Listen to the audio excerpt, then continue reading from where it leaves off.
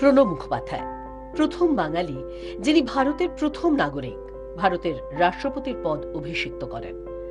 কয়েক দশকের সফল রাজনৈতিক জীবন পার হয়ে দেশের অত্যন্ত গুরুত্বপূর্ণ বিভিন্ন মন্ত্রকের দায়িত্ব দক্ষতার সঙ্গে পালন করে রাষ্ট্রপতির পদে আসীন হবার গৌরব অর্জন করেছেন একমাত্র ভারতীয় হিসেবে তিনি।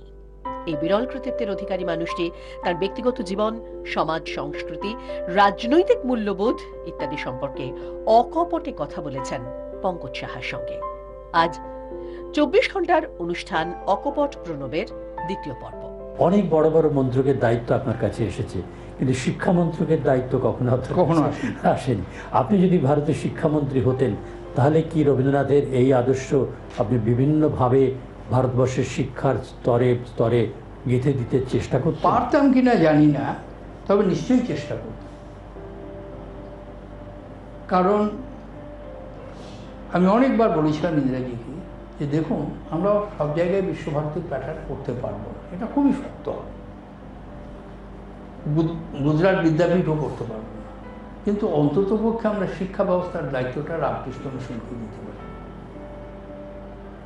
আজ এ কথা অস্বীকার করার কোনো উপায় নেই যে খ্রিস্টান মিশনারিরা ভারতবর্ষের সবচেয়ে বড় অবদান রেখেছে শিক্ষার ক্ষেত্রে।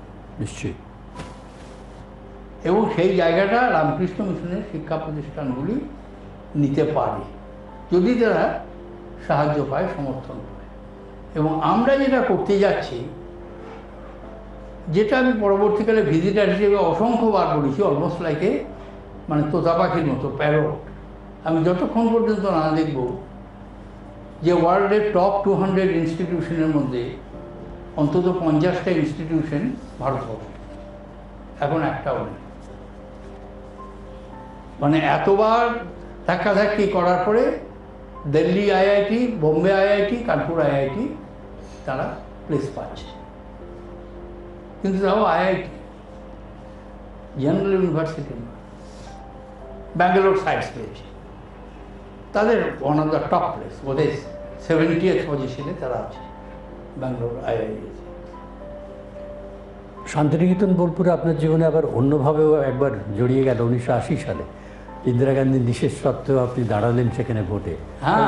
সিপিএমের একেবারে সাংঘাতিক জায়গা, কিন্তু আপনি 2 লক্ষ ভোট পেয়েছিলেন, সেটা আমরা মনে রেখেছি। সেটা কিন্তু বিরাট কৃতিত্ব। কিন্তু সেটা নয়, কিন্তু এইটা আমাকে বলে খুব বকেছিলেন, বুঝেছেন। আমার জীবনে আমি অত ইন্দিরা গান্ধীর কাছে অত বকুনি খাইনি। মার কাছ থেকে বকুনি খেয়েছি ছেলেবেলায়, প্রহার এবং বকুনি দুটোই। এমনকি গ্র্যাজুয়েট হওয়ার পরেও আমাকে মার ছাড়া মেরেছে। আপনার জীবনে আপনার মায়ের প্রভাব খুব গভীর, আপনার লেখায় পড়েছি। এবং আপনার এই যে প্রবাদ হয়ে গেছে আপনার স্মৃতিশক্তি, আজকে আপনার সঙ্গে কথা বলতে গিয়েও দেখছি, এর সঙ্গে আপনার মায়ের একটা স্মৃতি জড়িয়ে আছে। কারণ আমাকে যে পালিয়ে যেতাম, স্কুলে যেতাম না, পাঠশালায়। হাই স্কুল যাওয়ার সময় রেগুলার স্কুলে গিয়েছি, তখন স্কুলে খুব ভক্ত। কারণ এই যে রাস্তা, মাঠ, গাছ, 5 কিলোমিটার হাঁটার যেমন কষ্ট আছে, কিন্তু তার একটা অন্য ইম্প্যাক্ট ছিল অন্তত আমার উপরে পড়েছে। সেটা হচ্ছে যে আমি 5 কিলোমিটার তো আমি মুক্ত, সাথে নেমে আমার মতো যাচ্ছি, স্কুলের টাইমটা মেনটেন করে ফেরার সময় আমি কখনো একসঙ্গে ফিরতাম। কোথাও আম পাচ্ছি, কোথাও জাম পাকলে জাম খাচ্ছি, গল্প করছি, এইসব করতে করতে আসতাম। এবং মা যেটা জিজ্ঞেস করতেন আমাকে যে তুই বাড়ি থেকে পালিয়ে কী করছিস। প্রথমে তো গিয়ে স্কুলে, ওটা তো আমি জানি কি আমার প্রত্যেক দিনের ডেলি রুটিন, বই খাতাপত্র যা আছে সব ফেলে দিতাম, রাস্তাগুলোই ফেলে দিতাম, কেয়ার করতাম না যে আর কিছু নিয়ে যাবে না হলে, আর যদি নিয়ে যাই তাহলে ভালোই হলো, পড়তে হবে না। আর মাথায় তো কিছু ছিল না, খালি ওই একই চিন্তা, দুষ্টুমি যে কী করে পালাবো। তারপরে জিজ্ঞেস করতেন কোথায় গেলি, কী করলি, এইসব হুবহু বলতো, তার মা সব রিপোর্ট নিতেন। এই করতে করতে এটা আমার একটা রেগুলার প্র্যাকটিস হয়ে গেল। এবং সেই প্র্যাকটিস হওয়ার ফলে আমি ওই স্মৃতিশক্তিটা বাড়াতে আমাকে সাহায্য, মার প্রভাব এবং স্কুলের ইতিহাসের শিক্ষক, তিনি সবসময় আমাকে ওই কম্প্যারিজন যেটা দেখবেন আমি আমার বক্তৃতায় অনেক সময় করি, যে সেই সময় হয়তো আকবরের কথা বলতে বলতে স্পেনের রাজা ছিলেন ফিলিপ, এই যে কম্প্যারিজনটা, আমরা যখন ভারতবর্ষের প্রথম সাধারণ নির্বাচন করলাম, আয়ারল্যান্ডের প্রথম সাধারণ নির্বাচনের সময় সেই অবস্থাটা ছিল। এই যে ভাবনাগুলো অটোমেটিক্যালি আমার কাছে আসে। আমি বক্তৃতা তৈরি করার সময় বলি তা না, আমি যখন পার্লামেন্টে বলতাম কখনো আমি সাধারণভাবে সাবজেক্টে একটু ইয়ে করে দিতাম, কিন্তু বক্তৃতা লিখে বা ডিকটেশন দিয়ে আমি কখনো করি। আপনার একটা স্বাভাবিকভাবেই শিক্ষক সত্তা কাজ করে। আপনার প্রথম জীবনে আপনি দক্ষিণ চব্বিশ পরগনায় বিদ্যাসাগর কলেজে পড়িয়েছেন। পড়িয়েছেন, হ্যাঁ, তার আগে স্কুলে পড়িয়েছি, হ্যাঁ। গ্র্যাজুয়েট হওয়ার পরেই স্কুলে পড়িয়েছি। আপনার লেখাতে পড়েছিলাম যে আপনি তখন বিয়ে করবেন স্থির করেছেন, সেই জন্য স্কুলে চাকরিটা নিয়েছিলেন। একেবারে যে শুধুমাত্র কারণ আমি খুব চিরকালেরই খানিকটা অ্যাডভেঞ্চার আছে।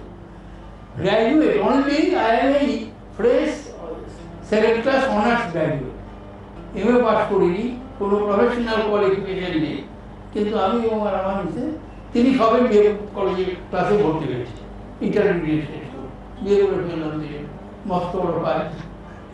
তা ভাবলাম যে নিজের খরচা তো আছি, আবার বউর খরচাটা বাবার ঘাড়ে যাবো, তাতে একটু কাজকর্ম করা যায়। খুব মা খুব অসন্ত, অন্য কোনো কারণে ইন্টারকাস্ট ম্যারেজ কিন্তু সেটাও বড় কারণ না। বড় কারণ হচ্ছে এমএ পরীক্ষা। আচ্ছা, তারপরে এমএতে রেজাল্ট খারাপ হলো, একেবারে নিচের দিকে সেন্টার একটা তো পরে একটা ভালো হলো, লটাতে ভালো হলো। আচ্ছা, আপনি এমনিতে রবীন্দ্রনাথের গান খুব ভালোবাসেন আমরা জানি। আমাদের বৌদি শুভ্রা মুখোপাধ্যায়, তিনি তো রবীন্দ্রসঙ্গীত গায়িকা ছিলেন, সঙ্গীত গানটা অনুপ্রেরণা হয়েছে, গানে এত ভালো গান শুনে কি আপনি প্রথম আকৃষ্ট হয়েছিলেন? বৌদির প্রতি যে আপনার প্রথম আকর্ষণ গানে না? হ্যাঁ, কারণ আমি একদিন তখন এমনিতে ভর্তি হয়েছি, ইউনিভার্সিটি থেকে ফিরছি সন্ধ্যের সময়, আমরা সব একসঙ্গে থাকতাম, আমার বড়দিও থাকতেন, বড়দি প্রথম ওকে দেখেন। আচ্ছা, তারপরে আমাদের নিচের, আমরা এক ফ্ল্যাট বাড়িতে থাকতাম, 4টে ফ্ল্যাট ছিল, নিচের ফ্ল্যাটে ওরা সব গান বাজনা করতেন, খুব ভালো জানতেন।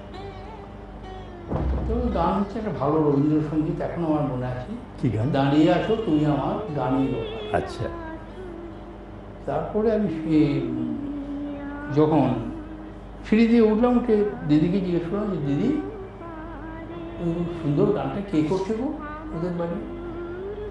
তো তুই চিনিস না, ও তো আমাদের গীতা, আমাদের বাড়িতে আসতেন তখন থাকতেন। যাই হোক, সেসব পুরোনো। আপনি এই গান প্রসঙ্গে বলি যে জীবনের বিভিন্ন মুহূর্তে, আপনার জীবনের কোনো সংকট কাটানোর জন্যে কিংবা কোনো সমস্যার মুহূর্তে রবীন্দ্রনাথের গান আপনার সঙ্গী হয়েছে। তেমন কয়েকটা গানের কথা যদি আমাদের বলেন, যেগুলো আপনাকে আপনার বন্ধু গান যে বলতে গেলে আপনার এটাই পুরো রেকর্ড হয়ে যায়। সুচিত্রা মিত্রের সমস্ত গান আমার ভালো লাগে। এই সম্প্রতি আমি অনেকদিন শুনিনি গানটা, একদিন মমতাকে কথা প্রসঙ্গে আসার সময় ওই প্লেনে আসছিলাম একসঙ্গে, তাও অনেকদিন হয়ে গেল, আমার আরে এই গানটার রেকর্ড আছে সুচিত্রা, কোন খেলা যে খেলবে কখন ভাবি বসে সেই কথাটায়, তোমার সকল খেলার সাথী করো তাহলে আর ভাবনা করো। সুচিত্রা মিত্র ছাড়া আর কোন শিল্পীর গান? রবীন্দ্রসঙ্গীত প্রায় সবারই, আমার সবারই রেকর্ড আছে, হেমন্ত, সুচিত্রা, দেবব্রত, জর্জ বিশ্বাস, তারপরে হচ্ছে গিয়ে কণিকা, আপনার নামটা ভুলে যাচ্ছি, চিন্ময়। আচ্ছা, আপনি তো মানে আপনার পড়ুয়া হিসেবে তো আপনি এখন একটা প্রবাদে পরিণত হয়েছেন, বই আপনার মুক্তির জগৎ। রবীন্দ্রনাথের লেখা আপনি কতটা পড়তে ভালোবাসেন? সবটাই প্রায়, এবং এখনও এমন দিন যায় না যে বাথরুমে আমি রবীন্দ্রনাথের কবিতা বলবো না। আচ্ছা, মনে মনে এমন হাট দিকে, তখন কংগ্রেসের ভাগ হচ্ছে, ইন্দিরা গান্ধীকে সবাই ছেড়ে দিয়ে গেছে, সেই সময় আমি এই কথাটা খুব বেশি ব্যবহার করতাম। একটা হচ্ছে যে তোমায় ছাড়ে ছাড়ু আমি তোমায় ছাড়বো না মা, আর এইটা যে তোমার যজ্ঞে দিয়েছ ভার বাজায় আমি বাঁশি, আমি কী করবো, আমার তো অন্য কোনো কাজ নেই, আমার সেই বাঁশি বাজিয়ে আমি সব জায়গায় ইন্দিরা গান্ধীর কথা বলে বেড়াবো, ওইটাই তোমার কাজ, আর কোনো কাজ নেই। ওই একটা পিরিয়ড যখন আমাদের জীবনে আসলো, কংগ্রেস ভেঙে গেল, ওয়ার্কিং কমিটির সদস্যরা সব ওর বিরুদ্ধে, পার্লামেন্টারি বোর্ডের সদস্যরা সব বিরুদ্ধে, এমপিরা বিরুদ্ধে, মুখ্যমন্ত্রীরা বিরুদ্ধে, একটা মহা দুর্যোগের দিন। সেই সময় আমরা কয়েকজন ছিলাম, তো আমি তার মধ্যে একজন। কিন্তু এই প্রসঙ্গে আপনি যদি অনুমতি দেন, ধরুন জরুরি অবস্থা জারি হলো, তার পরবর্তী অবস্থা, এটা সেই সময় আপনার ৭৭ সালে ৭৭ ৭৭ হেরে যাওয়ার পর। সেই সময় আপনি চিরদিনই অনুগত থেকেছেন ইন্দিরা গান্ধীর প্রতি। না, আমি ইন্দিরা গান্ধীর অনুগত বরাবরই, আমি বরাবরই ইন্দিরা গান্ধীর অনুগত। এবং প্রথম আমার সেই অনুরাগটা হলো তখন আমি পার্লামেন্টে যাইনি। কিন্তু বিশেষ করে আপনার জরুরি অবস্থা, তার পরবর্তী সময়ে আপনার মানসিক অবস্থা কিভাবে উত্তরণ ঘটেছিল? না, আমি জরুরি অবস্থাকে সমর্থন করেছি, কারণ সেদিনে অবশ্য ফিজিক্যালি প্রশ্ন নেই, কারণ আমি কলকাতায় ছিলাম আমার রাজ্যসভার ইলেকশনে দ্বিতীয়বারে যখন নির্বাচিত হলো। সেই সময় আমি সেদিন কলকাতায় ছিলাম, কিন্তু আমি সমর্থন করেছি এবং আমি আমার বইয়ের মধ্যেও লিখেছি, ইন্দিরা ইয়ার ফার্স্ট পরেও আমি পড়েছি যে এখন হাইন্ডসাইট থেকে মনে হয় যদি এটাকে অ্যাভয়েড করা যেত। এবং এটা আমাকে বলেছিলেন তখন তদানীন্তন বাংলাদেশের অর্থমন্ত্রী এবং স্বাধীন বাংলাদেশের প্রথম প্রধানমন্ত্রী যিনি হয়েছিলেন অস্থায়ী সরকারের, Tajuddin Shah.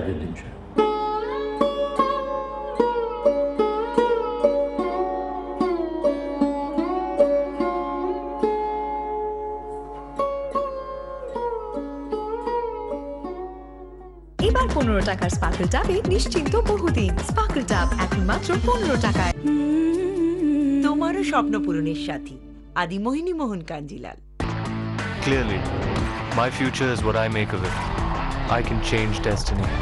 Theirs as well. Clearly, this is me, Ranveer Singh.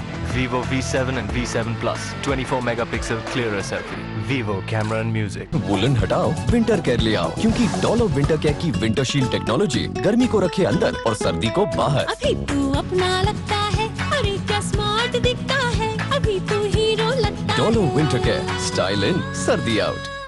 এসে গেছে ওরিয়েন্ট এলইডি ব্যাটার্নস এর নতুন range, mood light, pearl, sunlight, Orient electric, switch to smart.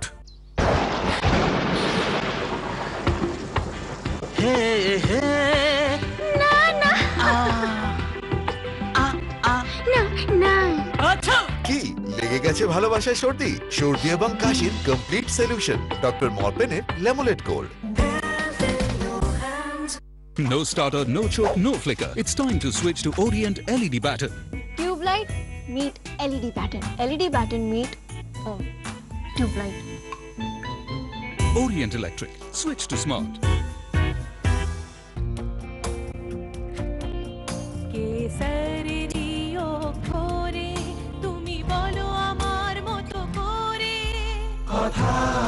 ভাষা রংরূপ আলাদা আলাদা, তবে আমাদের কথা একটাই, কথা কেসরি।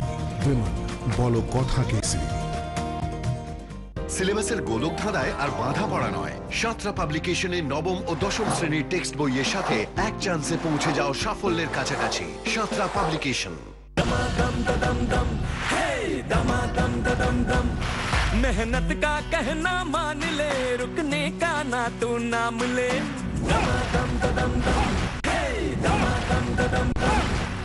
कस ले हम जो मुट्ठी कस ले, किस्मत अपनी हम खुद लिख ले। बढ़े हर कदम जोश हमारा, हम हैं सहारा, हम हैं सहारा, विश्वास की बहती धारा। सारा इंडिया परिवार, आत्मविश्वास की ताकत। Renault December celebrations. Win a car daily. Also avail benefits up to ₹1 lakh, attractive finance offers and more. So test drive and book today. Renault, passion for life. No starter, no choke, no flicker. It's time to switch to Orient LED batter. Tube light meet LED pattern meet tube light. Orient Electric. Switch to smart.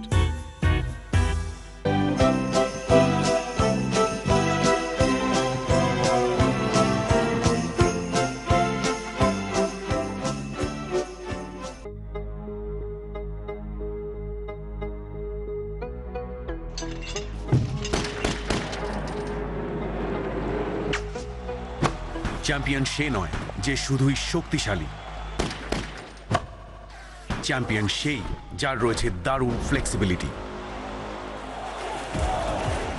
তৈরি সমস্ত চ্যালেঞ্জের মোকাবিলা করতে, তৈরি ভূমিকম্প প্রতিরোধ করতে। শ্যাম still flexi strong TMT রিবার।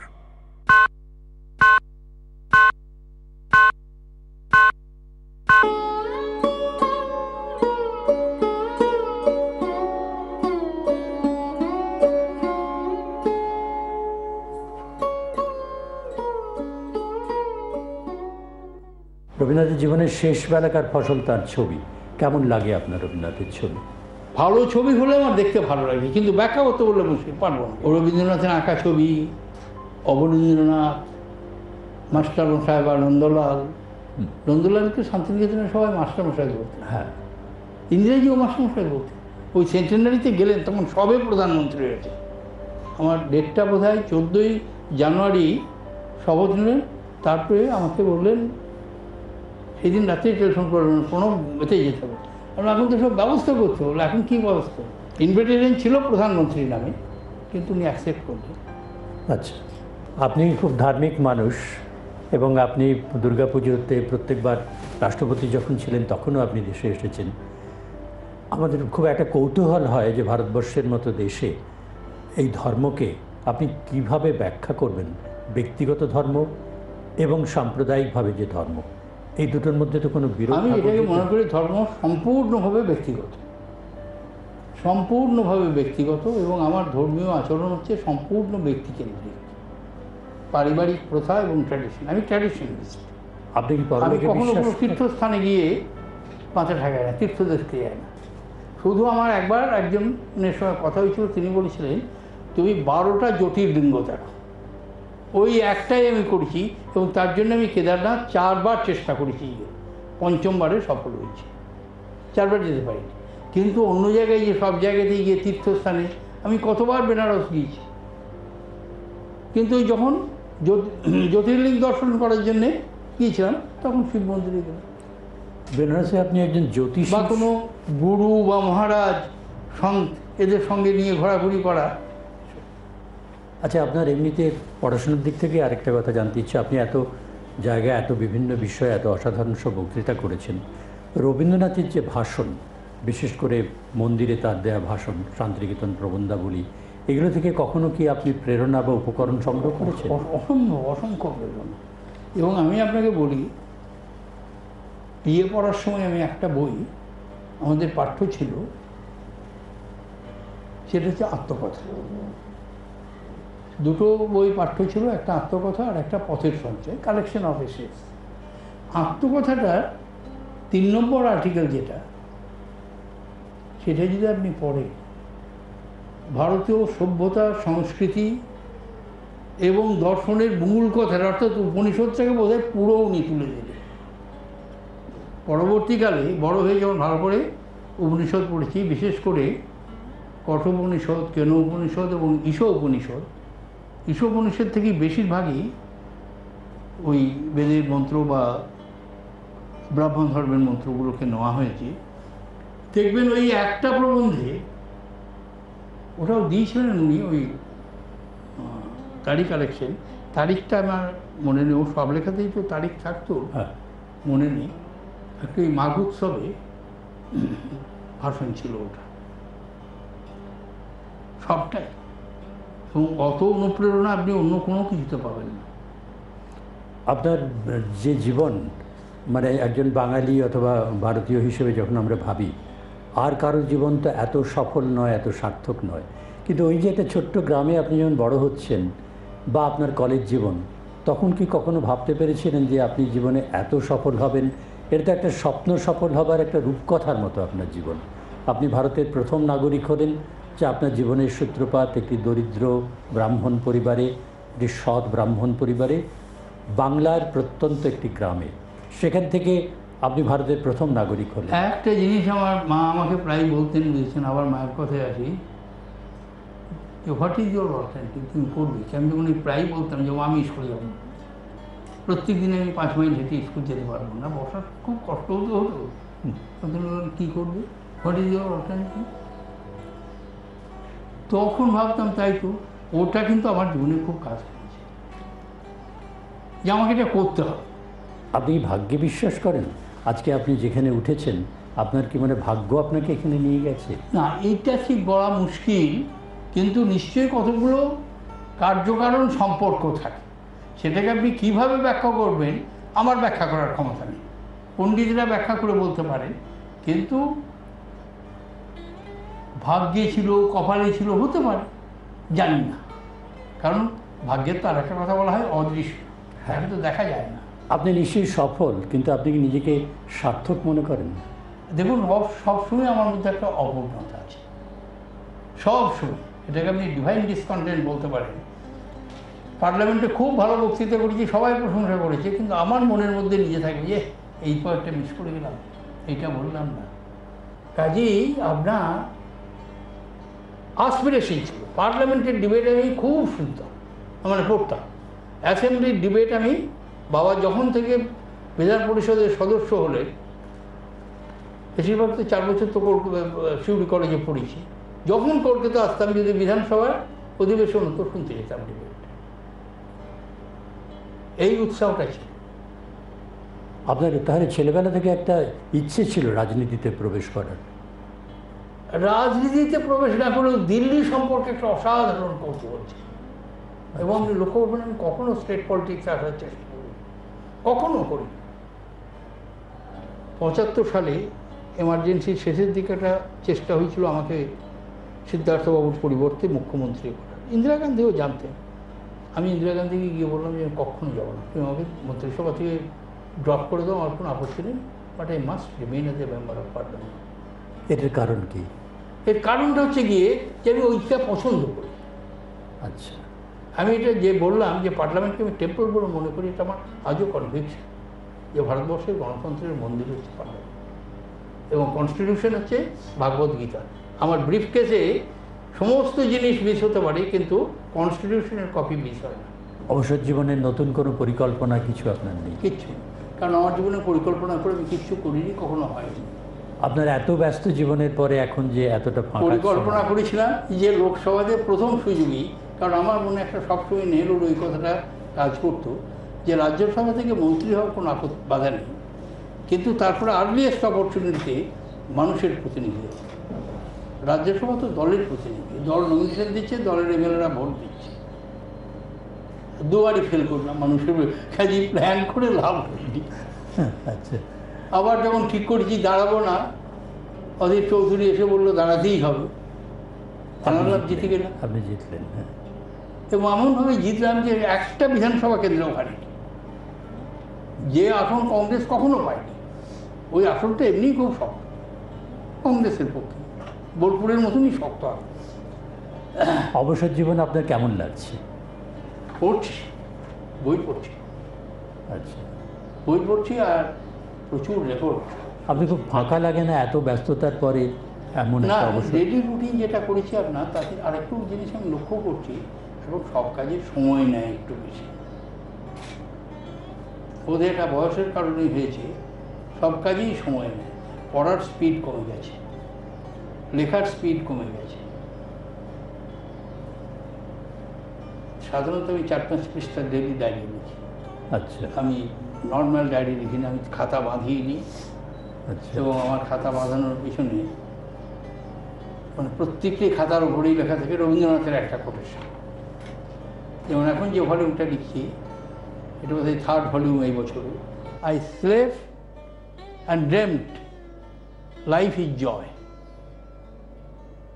I woke and found and saw myself working.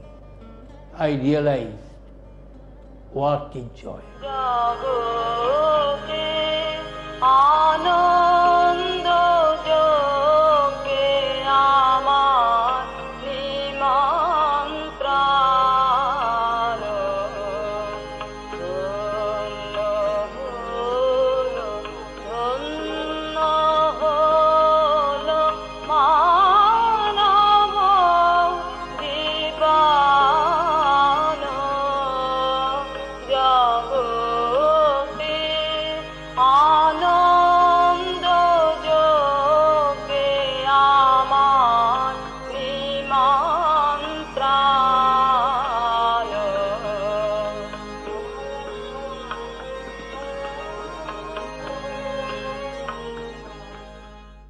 এবার 15 টাকার